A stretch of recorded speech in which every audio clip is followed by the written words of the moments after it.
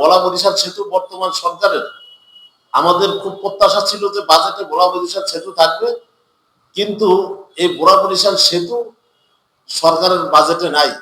আমার মনে হয় আমরা যদি একত্রিত হয়ে আমাদের ভোলার মাননীয় সংসদ সদস্যদের কাছে আমরা যাই, স্পিকারের কাছে যাই, এই দাবি দাওয়াগুলো নিয়ে, তাইলে এটা বাজেটে অন্তর্ভুক্তি করার কোনো বিষয় না। বরিশালের একজন এমপি কিছুদিন আগে আমাদের বরিশাল সেতুর দাবি তুলে সংসদে যেভাবে চাপ প্রয়োগ করছে, যদি আমাদের সংসদ সদস্যরা যদি এরকম করে তাইলে মনে হয় সেতুটা সরকার দিতে বাধ্য।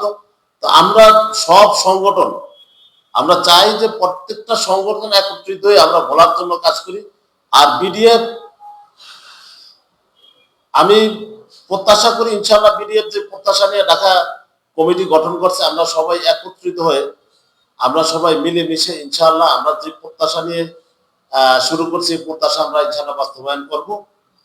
আর সকলের দৃষ্টি আকর্ষণ করি সবগুলো সংগঠন একত্রিত হওয়ার জন্য। যে প্রেসিডেন্ট সেক্রেটারি আছে ওনারা যদি চেষ্টা করে প্রত্যেকটা সংগঠন আমরা একত্রিত করতে পারি। ভোলার সবচেয়ে প্রাচীন সংগঠন যেটা হলো ভোলা সমিতি, আমার মনে হয় যদি আমরা ভোলা সমিতির সাথে কথা বলি, এইটা হলো ভোলার সবচেয়ে বড় সংগঠন। এটার পরেই হলো যে বিডিএফ, বিডিএফ এর পরে আসছে আঞ্চলিক সংগঠনগুলা, তাদেরকেও ছোট করে দেখার কোনো কারণ নেই।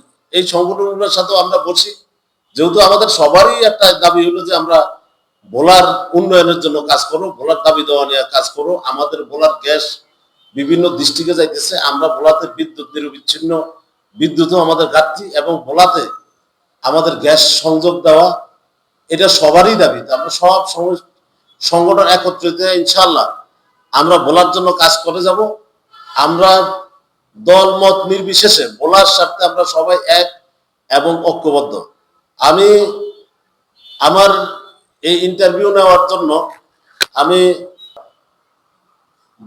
ভোলা ডেভেলপমেন্ট ফোরাম বিডিএফ যেহেতু অনলাইন ভিত্তিক সংগঠন, তাহলে আমরা অনলাইন ভিত্তিক ডাটাবেস তৈরি করতে পারি।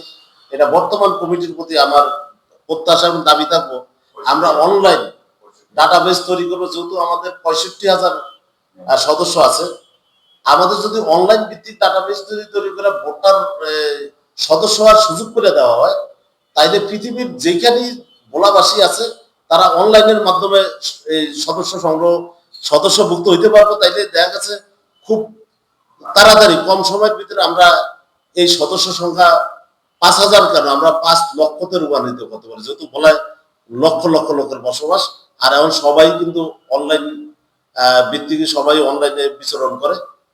বিডিএফ ছাড়াও ভোলাতে আরো কিছু সংগঠন আছে, ভোলা সমিতি এবং ভোলাতে যে আঞ্চলিক যে সংগঠনগুলো আছে থানা পর্যায়ে, আমার মনে হয় আমরা সবাই মিলে যদি একটা সমন্বয় করে যদি কাজ করতে পারি আমাদের ভোলার জন্য, ভোলার দাবি দেওয়াগুলো আমরা যদি একত্রিত করে সবাই আদায়ের জন্য আন্দোলন করি, তাহলে আমাদের মনে হয় দাবিগুলা খুব তাড়াতাড়ি আমরা পাওয়া যাবো। আর দ্বিতীয়